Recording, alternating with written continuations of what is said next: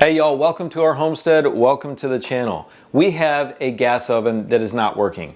We're going to go through a few things today and show you how we are going to fix ours. Specifically, we are going to be replacing the igniter. I'm going to show you how to do that on this model. Replacing the igniter is going to be very similar in a lot of different types of models. There might just be a few different changes between different brands.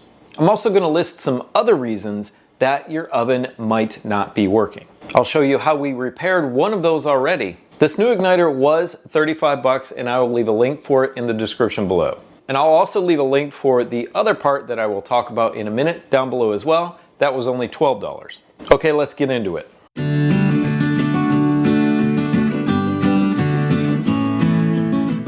First thing you want to do is unplug the power from your stove. Now, depending on your stove, you may need to pull the stove out away from the wall. That's the case with ours, but some you can change the igniter from just the front portion of the oven.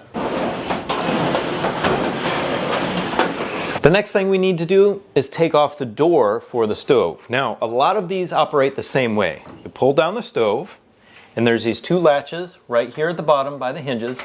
You're gonna flip those out. After I flip that out, there's a little part here that's going to catch the door. We're going to put the door back up at a 45-degree angle, and you can see it stops on those hinges. From there, we're just going to lift up and out. Super simple. Next thing you want to do is take out the oven racks. Now we're going to take out the oven bottom. Now some of these have screws in the back. This one doesn't. It just has clips. And be careful when you pull this up. As you put your fingers in here to pop it up, these are a little sharp. You can come in here, pop it up, and it should come right out. Now some stoves will have a heat shield or a burner shield right here.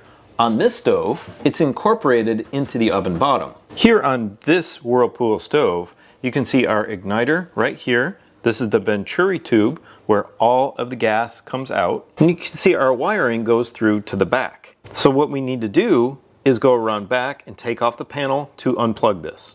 And we will take out the venturi tube also by removing this screw and pulling the whole assembly out. Now for safety, you can also shut off your gas. On this model, you can see our igniter wires coming right out the back here. So we need to remove this cover to get to the plug. Just a Phillips head screwdriver and a few screws. That's it.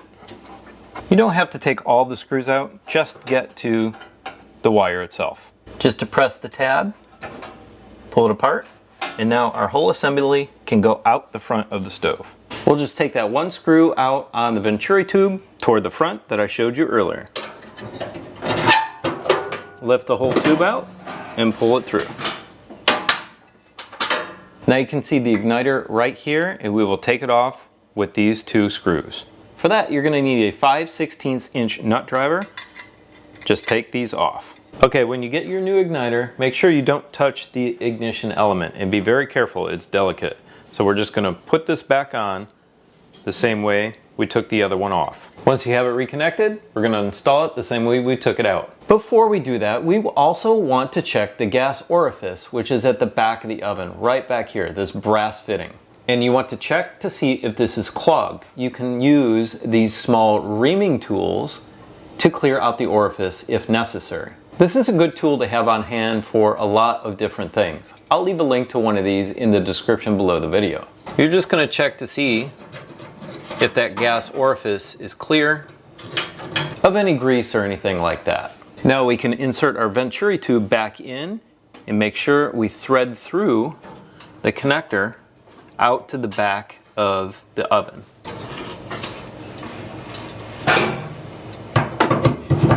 And then just re-secure this with the screw right in front. Let's reconnect it on the back before I put the bottom back in the oven.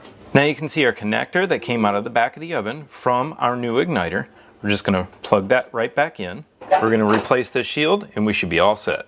And you can see this red wire down here also. This is to the safety valve for our gas. Sometimes that safety valve will go bad, but that's not often. Usually it's the igniter that goes bad, and that will cause the safety valve to not work and let gas in. And since we have the new igniter, it should work fine.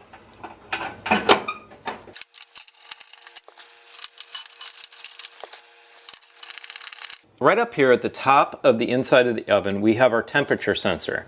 This can also go bad, and I have replaced this also before. This is the $12 part I was talking about earlier. And it's really easy to take out. So on the back of the oven, here is where that temperature sensor is on ours. It could vary on your oven. And you can see it's just the same connector as the igniter. All you do is undo those two screws, replace it, plug it back in. Okay, we're gonna put our heat shield back in. Just comes to the front here, sits on those two front clips,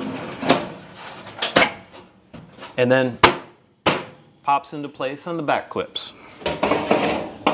Our oven racks go back in. Our door goes back on, which is super simple. Get it up into place. Lay it down a little bit. Flip your clips back. Close your door. See if it's aligned properly. We're going to plug it back in. Our gas is turned back on. And you should be good to go. And there we go. She's lit up and ready to work. So the temperature sensor and the igniter are the most common issues on why your oven won't light, at least for this WFG series of Whirlpool gas ranges. Normally your stovetop will continue to work the entire time, however, the oven won't. But there are some other reasons also. I did mention one, and that is the gas orifice gets clogged. But the others are that the thermal fuse has tripped and gone bad. You have a bad gas regulator, which is really not common because that would also cut off the gas to your burners on the top. Another one is that you might have a bad safety valve, and that's what I mentioned earlier. But it's rarely the safety valve, it's almost always the igniter. It could also be a faulty sensor for your door, or your door is misaligned, causing it not to close properly. This particular WFG 505 MOM does not have that, but you might want to check it on your model. And the last one, and the most expensive issue, is the control board. If your control board has gone bad, it can cause all kinds of issues for your oven, your stove, the entire thing. I long for the days of the old mechanical parts on stoves that really don't ever go bad, but electronics always seem to go bad. There we are, up to temp. If you have any questions about this particular fix, please leave them for me in the comments section below. Now go check out this video right here, which YouTube tells me you're gonna love. Have a beautiful, blessed day. We'll talk to you next time. Bye.